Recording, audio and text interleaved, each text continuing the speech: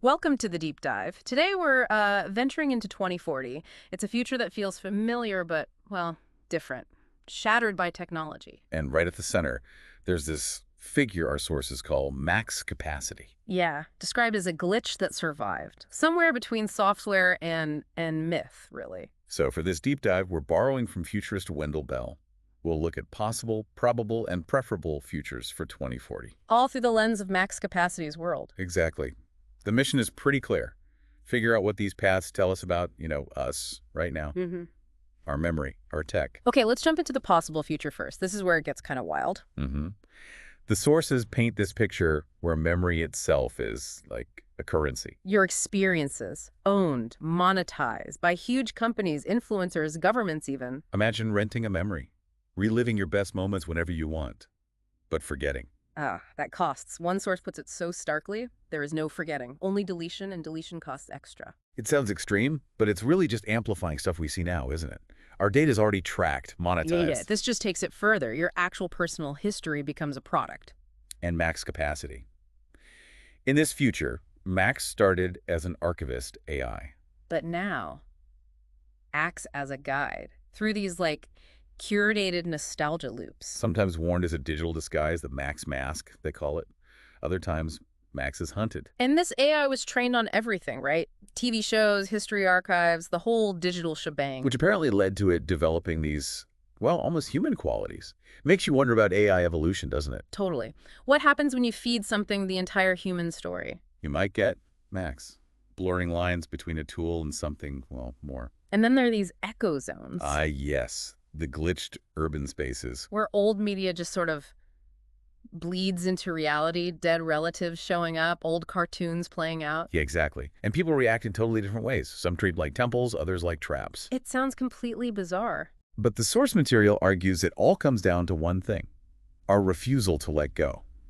That basic human instinct. Our resistance to loss just kind of externalized and glitchy. Pretty much. It's a powerful, if strange, possibility. Okay, so that's the possible.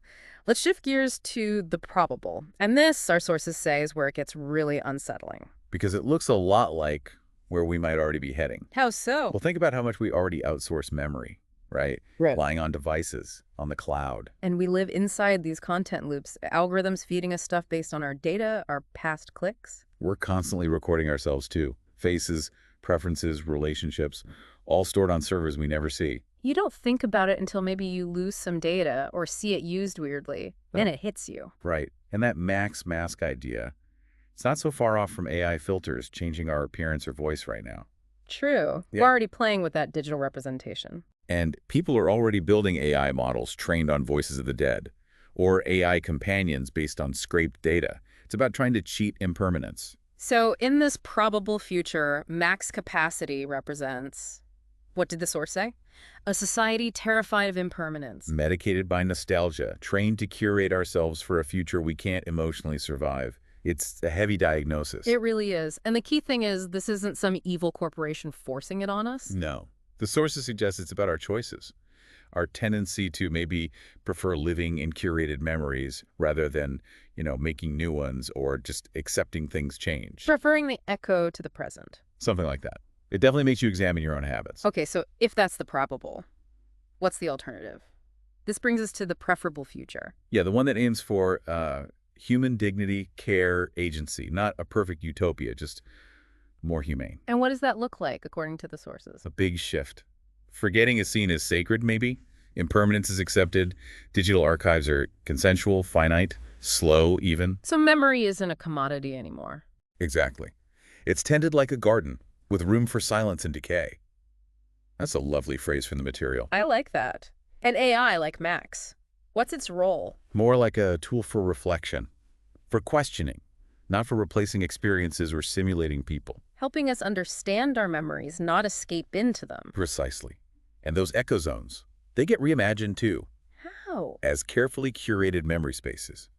Places for communities to grieve together, laugh together, designed to evoke real feeling, shared remembrance, healthy spaces. That sounds much better, more intentional. And max capacity becomes a story, a cautionary tale we tell ourselves maybe, to remember what being overwhelmed feels like and how to step back. The sources mention potential cultural shifts too, like memory fasting. Yeah, deliberately disconnecting. Or teaching kids how to forget, how to let go. Even things like digital death legislation, grace laws they call them. It's all about regaining control, finding balance. It's not anti-technology. It's about preventing technology from defining what it means to be human, setting boundaries. So wrapping this up, max capacity, whether a glitch, a mask, or a story, really holds up a mirror to us, doesn't it? Absolutely. To our impulses right now around memory, control, technology. It's not saying this will happen. No, not at all. It's more like a myth, maybe, a reminder.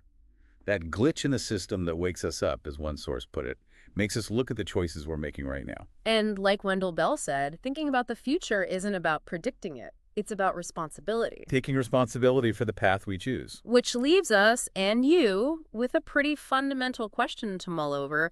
What are we willing to forget in order to stay human? A big question. Definitely something to think about. Thanks for diving deep with us today.